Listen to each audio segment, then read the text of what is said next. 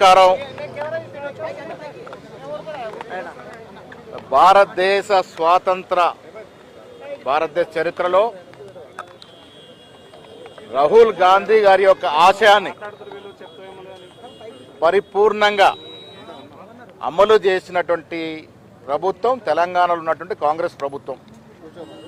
ముఖ్యమంత్రి రేవంత్ రెడ్డి గారి సారథ్యంలో మేము గతంలో ఎన్నికల ముందు కామారెడ్డిలో నేను ప్రవేశపెట్టిన డిక్లరేషన్లో భాగంగా 42% రిజర్వేషన్స్ స్థానిక సంస్థల ఎన్నికలతో పాటు విద్యా ఉపాధిలో కూడా ఇవ్వడం అనేది ఒక చరిత్రాత్మక నిర్ణయం.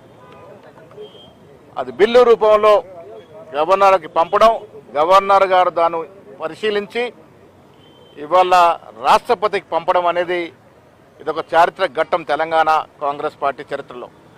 అందుకోసం ఇవాళ గవర్నర్ గారిని ధన్యవాదాలు తెలపడానికి వచ్చినాం.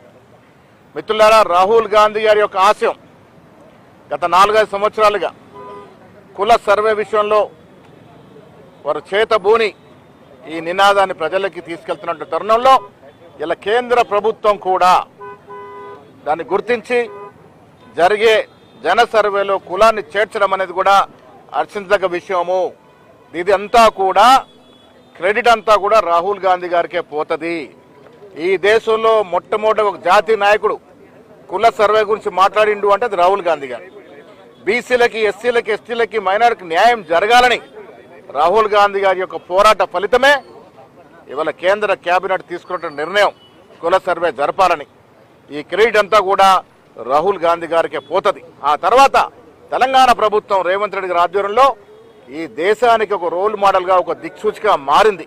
దానికి కారణం ఇక్కడ కుల సర్వే శాస్త్రీయబద్ధంగా జరగడం, దాని తర్వాత 42% రిజర్వేషన్ బిల్లు తీసుకురావడం. ఈ 2 పరిణామాలు ఇలా దేశ చరిత్రను మార్చే విధంగా ఉన్నాయి. ఈ 2 పరిణామాల తర్వాతనే కేంద్ర ప్రభుత్వం దిగి వచ్చి కుల సర్వేకి పూనుకోవడం అనేది ఇది అందరి యొక్క విజయం. ముఖ్యంగా బీసీలంతా కూడా సంతోషంగా ఉండాల్సిన విజయంగా ఈ సందర్భంగా మనవి చేస్తా ఉన్నాం. Thank you.